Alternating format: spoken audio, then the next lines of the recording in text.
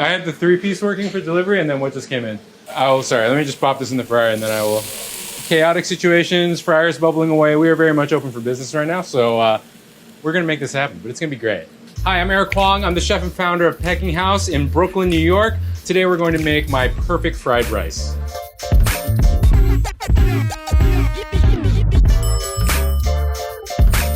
I've trained in New York as a chef for the last 12 years. I was a cook at Gramercy Tavern, and then most recently I was a sous chef at 11 Madison Park. And then when the pandemic started, my family's restaurant got locked down, so I started frying chicken, and thus it has become my life. The reason fried rice tastes different in a restaurant than the kind you have at home is usually thanks to these very intense wok burners that look like rocket fuel. Great seasoning, emulsified rice. Every grain is going to be covered in a light slick of oil, and then high heat. That's the flavor we're trying to cultivate by using these really intense woks over here. So this is going to be a chicken fried rice, just like the one that my mom makes in her restaurant, the one I grew up in. And first step is to marinate the chicken with a technique we call velveting. Velveting is a technique to prepare proteins for stir fries. It really improves their texture, keeps them really moist, and gives them a nice bouncy texture. So egg whites obviously have protein, and they are slightly alkaline. And that alkaline texture is actually going to tenderize the protein a little bit. And that's what gives those stir fry ingredients you get in your Chinese takeout that unique texture. Okay. Señor, ¿tienes un chili sandwich con hígado, un sandwich picante con hígado? Necesito un papa frita y aleta. The sandwich chili está listo? Okay. So, we're going to cut this into very thin strips. This is chicken breast, boneless, skinless. You can use chicken thigh, you can use whatever you want. We're aiming for kind of like noodly consistency. Not quite spaghetti, but maybe a little thicker than that. What should we say? Bucatini?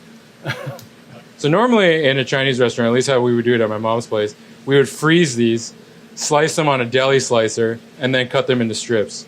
It's a little harder to do with fresh chicken. Why is Chinese cuisine such thin portions of meat, whereas like a lot of Western cooking is these giant roasts and such like that? I learned recently it's because China is considered quite poor in fuel, as in like wood and combustible fuel. So they generally prepare things to be cooked as quickly as possible, whereas there were a great deal of forests in Europe, and that's why you can create these big fires and bake bread and such and such. My mom would probably tell me to cut these thinner, but you know, this is what we're doing here. It'll cook very quickly. So we have our chicken strips. We're gonna add a little salt, some cornstarch. Cornstarch is going to allow the protein to hold on to a little bit of moisture by hydrating. And then we're gonna add a little baking soda. Again, alkalinity is going to tenderize proteins a little bit. This is going to give it the texture of that great Chinese American dish, chicken and broccoli.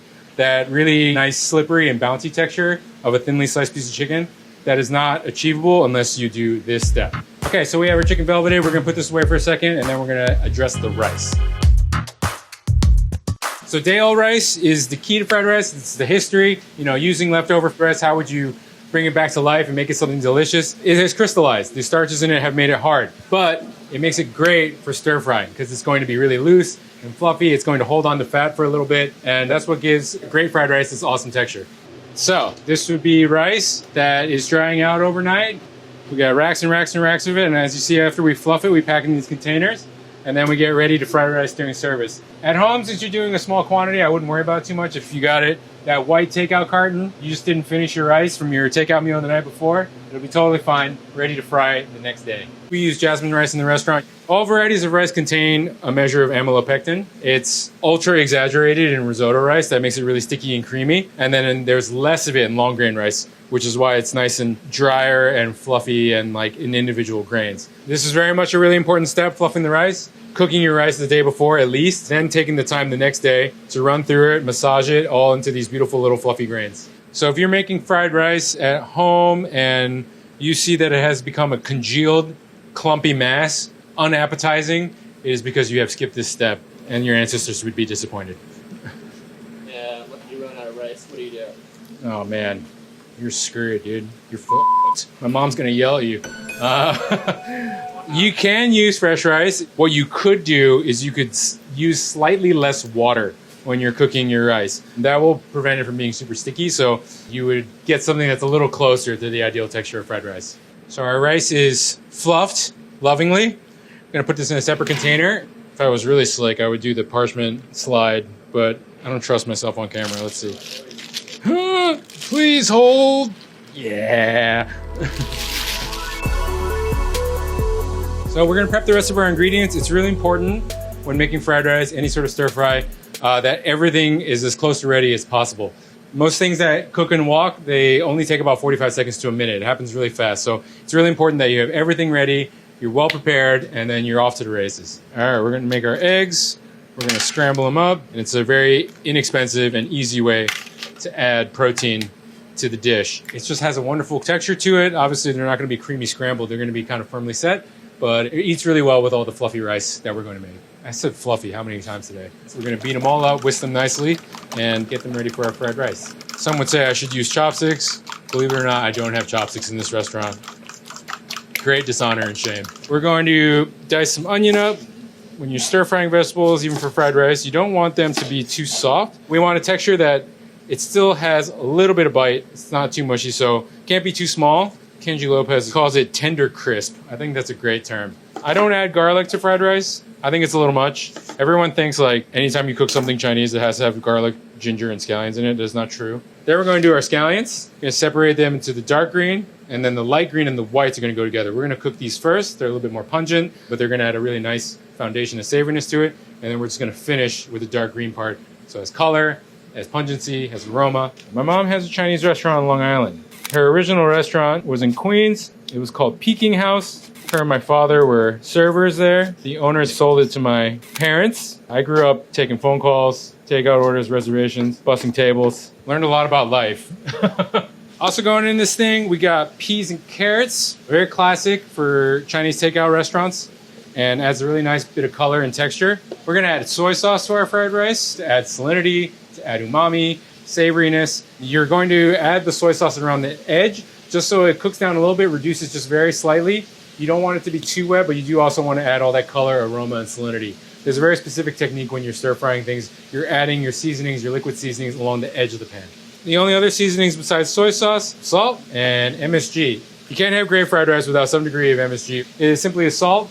It is glutamates. It's what activates in your tongue and your brain to develop that flavor of savoriness, what Japanese people call umami. And you should have it in your home. It's very useful. So we like to add a little butter to our fried rice. Not traditional, but rice and butter are great friends. It works really well. You just need a little bit, kind of brings the whole party together, ties the room together, if you will. Okay, we got everything ready to go here. Again, this has come together really quickly, and we're gonna make some fried rice.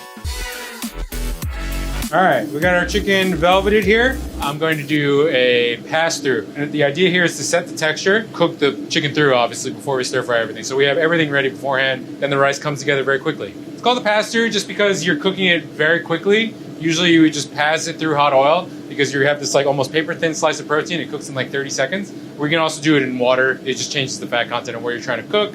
If you're stir-frying something, you might want that oil. But since fried rice, we're going to add oil, and we can just use water.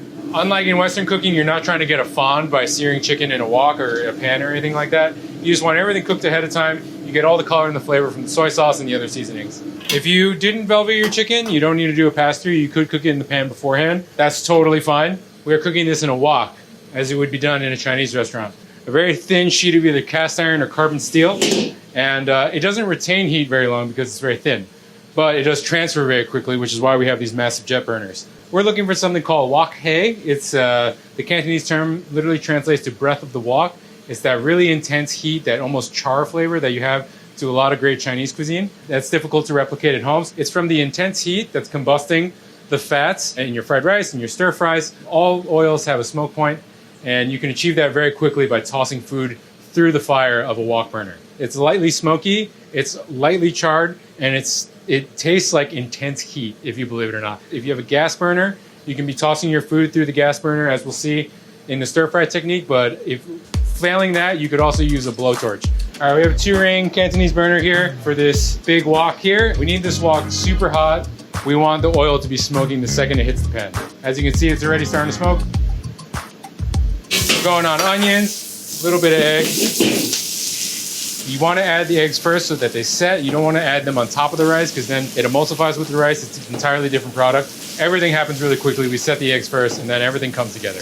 All right, we're going on rice.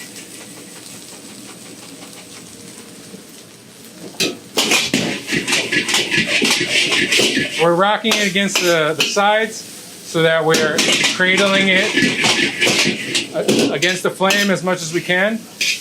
enough oil so that the fried rice has a bit of a shine. We're tossing it over the flame, over the gas burner. A noisy affair. All right, then we're gonna go in with our other seasonings. And park it for 1 second. We're gonna do some peas and carrots, scallions, salt, and a little bit of MSG. Fire it up again.